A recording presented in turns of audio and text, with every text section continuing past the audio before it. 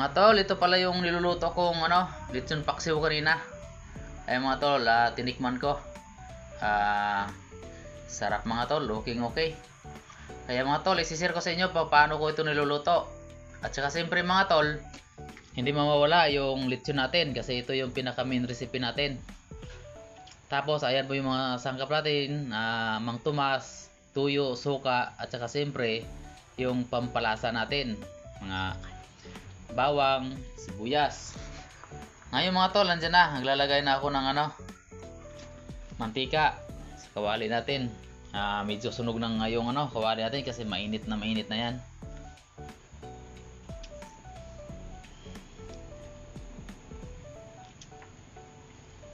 Hindi natin ilalagay kaagad mga tol kasi kahit mainit yung kawali, kailangan painitin pa rin natin yung mantika natin. Ngayon kumulo na mga tol, medyo mainit na. Ngayon mga tol, ihanda na natin yung natin, mga sangkap pampalasa para mailagay na natin yan.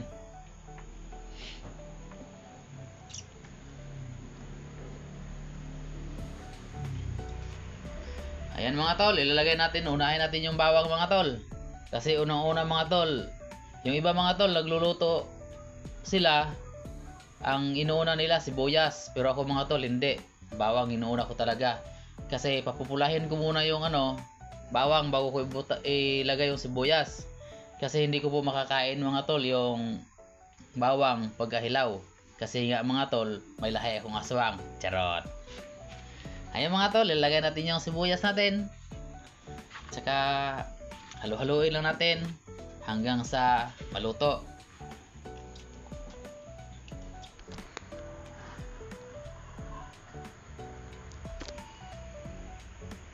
Sundan nyo lang yan mga tol. Pag nasundan nyo yan, pag nagawa nyo yan, masarap talaga. Kahit asawa ko dyan, tulo laway eh. Hindi naman sa pagmamayabang, pero nagyayabang lang talaga. At saka ayan na mga tol, ilalagay na natin yung natin, yung liston. Sarap na liston mga tol. Lechon na lechon.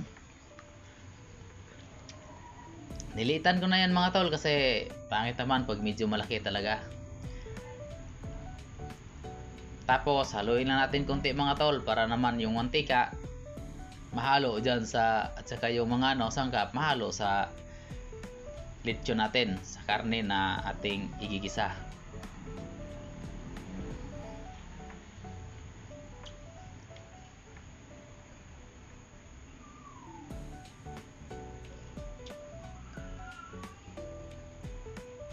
Tapos siyempre pakuluin natin yan mga tol, painitin na pinitin. Lagyan natin muna ng magic sarap mga tol para masarap na masarap lalo yung niluluto natin. Di ko pala inuubos yung isang magic sarap mga tol, hinati ko lang.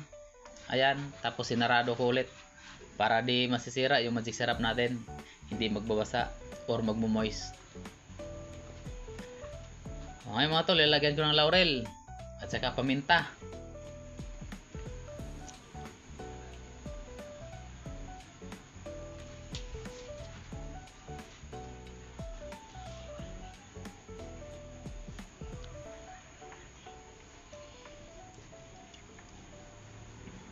Mga tol, halu-haluin lang natin para maglasa. Didikit yung lasa sa laman.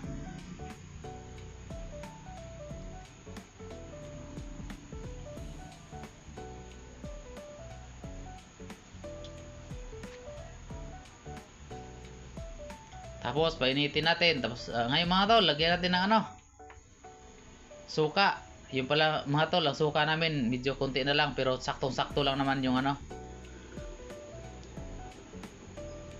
yung tuyo pala mga tol, di nakuha. Pero nalagyan ko na ng tuyo yan, kaya medyo pula.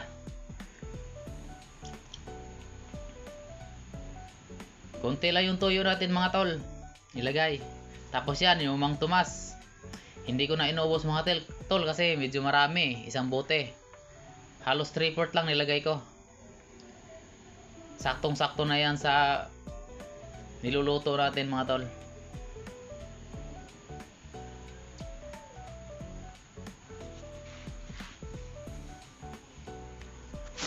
At siyempre mga tol, huwag natin kalilimutan ha. Magluluto tayo ng lagyan natin ng asukal. Ayun mga tol.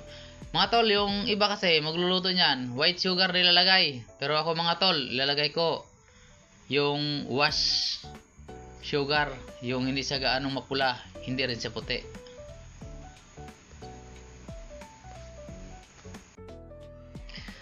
Kasi yan ang gusto kong mga tol, para medyo magpula-pula rin lalo yung natin, lechon kawali or lechon paksiw. Sabi pala ng asawa ko kanina mga tol, dapat doon namin nilalagay sa kasirula lulutuin. Sabi ko, hindi na magiging lechon kawali yan kung sa kasirula mo lulutuin. Kaya di na siya pumalag, kasi lechon kawali lutuin namin, sa kawali talaga lulutuin. Papatawa lang mga tol. Ngayon mga tol, luto na. Ayan na yung itsura mga tol. Tikman po natin kung anong lasa.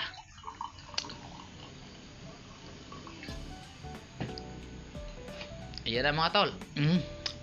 Sarap. Tamang